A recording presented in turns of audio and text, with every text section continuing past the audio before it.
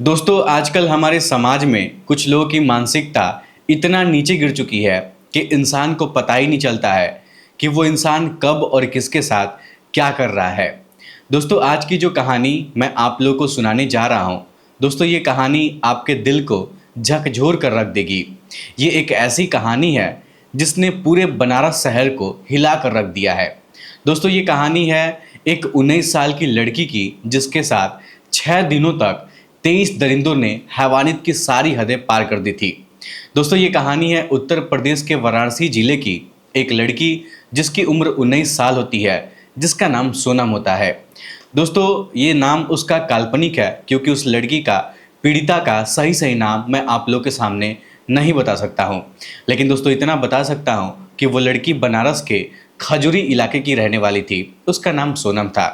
दोस्तों सोनम के पिताजी दिहाड़ी मजदूरी करने वाले इंसान हैं और सोनम की मां घर का देखभाल करती हैं।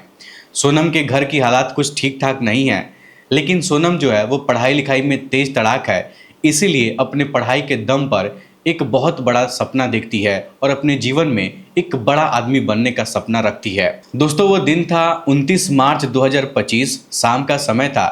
सोनम अपने सहेली के घर पर गई हुई थी। अपने सहेली से मिलने के बाद शाम के समय में जब अपने घर लौट रही थी, ठीक उसी समय रास्ते में सोनम की मुलाकात एक राज विश्वकर्मा नाम के लड़के से होती है। सोनम राज को बहुत अच्छे से जानती थी, तो राज सोनम से कहता है कि सोनम तू कहाँ जा रही है। तब सोनम कहती है कि मैं तो घर जा रही हूँ। तब राज कहता है कि तू मेरे साथ कैफ़े में चल, हम लोग चाय वाय पीते हैं, थोड़ा बहुत बातचीत करेंगे, फिर मैं तुमको घर छोड़ दूंगा। अब दोस्तों सोनम उस रात उसकी बात पर भरोसा कर लेती है। फिर ये दोनों लोग लंका थाने के पास एक कैफ़े के अंदर जाते हैं। वहाँ बैठकर चाउमीन खाते हैं, नाश्ता पानी करते हैं। लेकिन दोस्तों मैं आपको बता दूं कि राज जो कि सोनम का दोस्त होता है, वो उसके चाउमीन में नशीला पदार्थ मिला देता है, जिस वजह से उसको खाने के बाद सोनम को नशा होने लगता है। तो राज सोनम को लेकर उसी होटल के कमरे में जाता है और पूरी रात उसके साथ अपनी रातें हसीन करता है। उस समय सोनम पूरे तरीके से नशे में होती है, उसको कुछ भी पता नहीं होता है।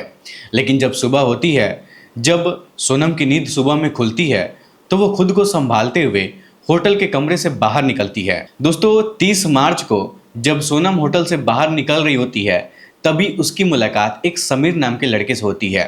वो भी उसी का दोस्त था, बाइक लेकर वहाँ पर आया था। समीर सोनम से कहता है कि चल सोनम मैं तुझे घर छोड़ देता हूँ।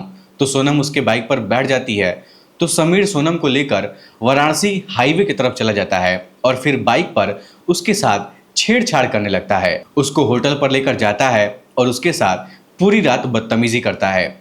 लेकिन दोस्तों जब सोनम उसका विरोध करती है, तो समीर सोनम को नदेसर में लाकर छोड़ देता है। दोस्तों नदेसर एक जगह का नाम है, वहीं पर बाइक से उसको उतार कर वहाँ से वो चला जाता है। अब दोस्तों सोनम वहाँ पर बैठकर रो रही होती है। तभी 31 मार्च को सोनम की मुलाकात उसके 5 दोस्तों से होती है, जिनमें से एक का नाम आयुष था, दूसरे का नाम सोहन था, तीसरे का नाम दानिश था और चौथे का नाम अनमोल था और पांचवे का नाम साजिद था। दोस्तों ये पांचों लोग फोर व्हीलर से थे और ये पांचों लोग नदेसर से इसको अपनी गाड़ी में बैठाते हैं और मलदैया घुमाते हुए लेकर आते हैं। फिर सिगरा पर गाड़ी रोककर एक रेस्टोरेंट के अंदर जाते हैं और ज़बरदस्ती सोनम को चाउमीन खिलाते हैं। लेकिन दोस्तों चाउमीन खिलाने से पहले चाउमीन के अंदर कुछ नशीला पदार्थ मिला देते हैं। अब दोस्तों जैसे ही सोनम चाउमीन खाती है तो उसको चक्कर आने लगता है। तो सभी लड़के उसी रेस्टोरेंट के अंदर एक होटल का कमरा ठहरने के लिए बुक करते हैं और उसको लेकर उसी के होटल के कमरे के अंदर चले जाते हैं। अब दोस्तों वहां पर ये पांचों लड़के उसके साथ मिलकर बारी बारी अपना मुंह काला करते हैं। लेकिन दोस्तों जब उनका काम खत्म हो जाता है, तो सभी लोग सोनम को धक्का मारकर वहां से बाहर निकाल देते हैं और उसको धमकी भी देते हैं कि अगर तुम ये बात किसी को बताओगी तो हम लोग तुमको जान से मार डालेंगे। अब दोस्तों इस बात से सोनम बहुत ज़्यादा डर जाती है और पूरी रात जब सभी लोग उसके साथ हैवानियत कर लेते हैं, तो दोस्तों सुबह में सोनम को होटल से बाहर निकालकर उसको छोड़ देते हैं। अब दोस्तों 1 अप्रैल को जब सोनम होटल से बाहर निकलती है, तो सोनम की मुलाकात 2 लड़कों से होती है। वो दोनों लड़के अनजान थे, दोनों लड़के उसके लिए नए थे। जब सोनम को रोता हुआ वो लोग देखते हैं तो वो लोग पूछते हैं कि बहन तुम्हारे साथ क्या हुआ है, तुम क्यों रो रही हो। तब दोस्तों सोनम कुछ अपनी कहानी उनको बयां करती है। तो दोनों लड़के सोनम से कहते हैं कि तुम चलो, तुमको एक गर्ल्स हॉस्टल पर लेकर चलते हैं, वहाँ पर हमारी बहन रहती है, वहाँ पर तुम फ्रेश लेना, नहा लेना, तुम्हारी शकल सूरत अच्छी नहीं लग रही है, तुम कई दिनों से नहा ही नहीं हो, पहले तुम अपनी हालत ठीक कर लो, उसके बाद हम लोग तुमको घर छोड़ देंगे। अब दोस्तों सोनम नशे में थी और उन सब की बातों पर भरोसा कर लेती है और उनके साथ गर्ल्स हॉस्टल में जाने के लिए तैयार हो जाती है। लेकिन दोस्तों वो सभी लोग उसको गर्ल्स हॉस्टल के अंदर नहीं लेकर जाते हैं, बल्कि होटल के अंदर एक कमरा बुक करते हैं और उस होटल पर लेकर जाते हैं। दोस्तों उस होटल के कमरे के अंदर पहले से ही 3 लोग मौजूद थे और ये 2 लोग उसको लेकर गए थे।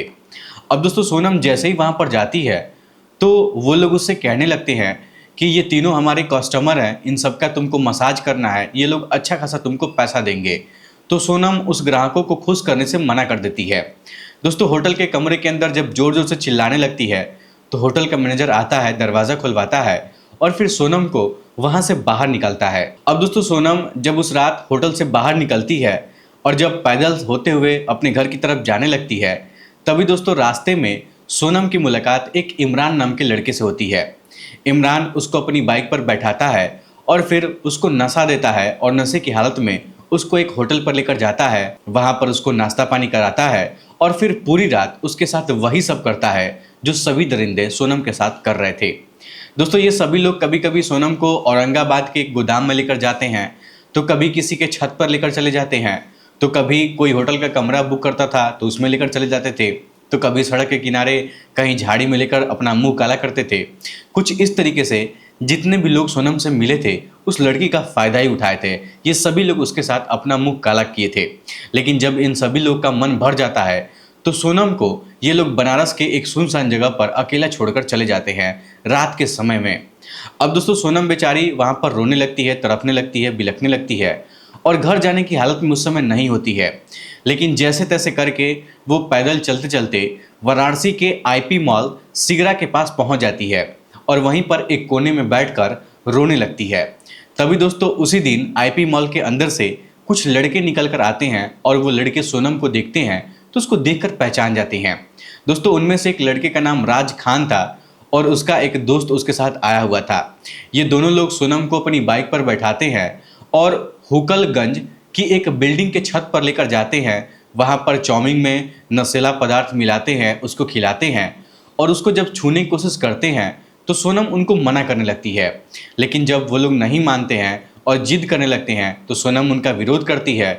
फिर ये सभी लोग उसको 80 घाट पर लेकर जाते हैं, वहाँ पर इसको नशा देते हैं, गांजा वगैरह पिलाते हैं और उसके साथ हैवानियत करते हैं और दोस्तों वहीं पर छोड़कर वहाँ से चले जाते हैं। अब दोस्तों उस समय सोनम नशे की हालत में एकदम से चूर थी, उसको इतना भी होश नहीं था कि वो कहाँ पर है, उसके साथ क्या हो रहा है। लेकिन जब कुछ घंटे का वक्त गुजरता है, जब उसको होश आता है तो सोनम 80 घाट से उठकर अपने सहेली के घर पर जाती है और नशे की हालत में पूरी रात अपने सहेली घर पर सोती है। लेकिन 3 अप्रैल को जब सोनम अपनी सहेली के घर से निकलती है तो रास्ते में फिर से उसकी मुलाकात एक दानिश नाम के लड़के से होती है, जो कि अपने दोस्त सोहेब के साथ वहां पर आया हुआ था। दोस्तों दानिश सोनम से कहता है कि सोनम बहन चल मैं तुझे घर छोड़ देता हूं, तुम्हारे साथ क्या हुआ है। सोनम पहले तो उसको कुछ बताने से डरती है, उसको बताती नहीं है। तो सोनम दानिश से कहती है कि दानिश प्लीज़ तुम कैसे भी करके मुझे घर छोड़ दे, मेरी तबीयत कुछ ठीक नहीं है, मैं घर जाना चाहती हूँ। दोस्तों दानिश उसको अपनी बाइक पर बैठाता है, उसका दोस्त भी बाइक पर बैठता है और ये लोग ज़बरदस्ती उसको बीच में बैठाते हैं, उसको पकड़कर एक होटल के कमरे पर लेकर जाते हैं। दोस्तों वो होटल चौका घाट पर स्थित था, तो वहीं पर सोनम को नशा भी देते हैं और नशा कराने के बाद ये सभी लोग मिलकर उसके साथ शारीरिक संबंध बनाते हैं।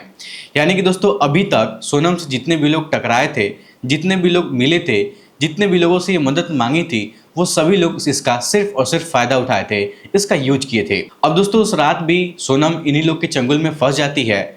उधर सोनम के जो माता पिता होते हैं ये लोग बहुत परेशान हो चुके थे, क्योंकि पिछले कई दिनों से सोनम अपने घर से गायब थी। अब दोस्तों सोनम के माता पिता क्या करते हैं कि थाने में जाकर रिपोर्ट दर्ज करवाते हैं, लेकिन सोनम का कुछ भी पता नहीं चल रहा था। आखिरकार दोस्तों किसी तरीके से 4 अप्रैल की रात को जो सोनम है वो रोते हुए बिलखते हुए अपने घर पर पहुंच जाती है। घर पर पहुंचने के बाद उसके साथ एक एक दिन किस किस तरीके से दरिंदगी किया गया था, ये सारा किस्सा वो अपनी माँ को बताती है।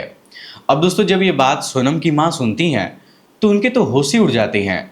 सोनम की माँ, सोनम के पिताजी हिम्मत दिखाते हैं और ये लोग अपनी बेटी को लेकर लालपुर पांडेपुर थाने पर चले जाते हैं और 12 लोगों के खिलाफ नामजद और 11 लोगों के खिलाफ अज्ञात एफआईआर दर्ज करवाई जाती है। दोस्तों, एफआईआर जिन जिन लोगों के नाम से दर्ज करवाई जाती है, एक बार मैं उनका नाम लेना चाहूंगा।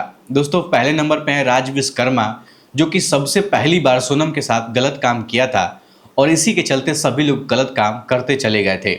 दूसरे नंबर पे है समीर और तीसरे नंबर पे है आयुष, चौथे नंबर पे है सोहेल, पांचवें नंबर पे है दानिश और छठवें नंबर पे है साजिद, सातवें नंबर पे है इमरान, आठवें नंबर पे है शोएब, नौवें नंबर पे है अमन, 10वें नंबर पे है राज खान और 11वें नंबर पे है जैब खान। दोस्तों, पुलिस वाले इन सभी लोगों को गिरफ्तार कर चुके हैं, लेकिन अभी तक भी बहुत सारे आरोपी फरार हैं और पुलिस की टीम लगातार छापेमारी कर रही है और उन सभी को पकड़ने की कोशिश जारी है। दोस्तों, मैं आपको बता दूं कि वाराणसी के डीसीपी ने खुद ये बयान दिया है कि उस लड़की के साथ बहुत गलत हुआ था। हम लोग सबूत इकट्ठा कर रहे हैं, सबूत को इकट्ठा किया जा रहा है और बाकी आरोपियों की पहचान की जा रही है। जैसे ही पहचान हो जाती है, जल्दी से जल्दी उन सभी आरोपियों को गिरफ्तार कर लिया जाएगा और उनको कड़ी से कड़ी सजा दी जाएगी। फिलहाल दोस्तों, सोनम की तबीयत कुछ ठीक नहीं है, तबीयत बहुत ख़राब है, अस्पताल में एडमिट है, उसका इलाज चल रहा है। क्योंकि दोस्तों, वो सभी दरिंदे उसको कुछ इस तरीके से नोच खाए थे, कुछ इस तरीके से उसके साथ संबंध बनाए थे कि उसकी हालत एकदम से खराब हो चुकी है। दोस्तों, इस 19 साल की लड़की के साथ जो भी कुछ हुआ है, भगवान वो कभी किसी दुश्मन की लड़की के साथ ना करे, कभी किसी के साथ ना करे। क्योंकि दोस्तों, वो लड़की 6 दिन तक उनके चंगुल में फंसी थी और वो दरिंदे कोई 1-2 नहीं थे, बल्कि 23 लोग थे और हर जगह पर उसको रोका जा रहा था, हर जगह पर उसको नशा दिया जा रहा था और नशा देने के बाद उसके साथ हैवानियत की जा रही थी। दोस्तों, वो लड़की आज जिंदा तो है, लेकिन उसका बचपन, उसका भविष्य, उसका जीवन, ये सब कुछ लूट चुका है, वो पूरे तरीके से बर्बाद हो चुकी है। हालांकि दोस्तों, एक चीज़ और मैं आप लोगों से कहना चाहूँगा कि कहीं ना कहीं सोनम के अंदर भी गलती है। अगर उसके दोस्त लोग ऐसे नहीं होते, उसकी फ्रेंडशिप सर्कल ऐसी नहीं होती, तो शायद उसके साथ ऐसा हादसा नहीं होता।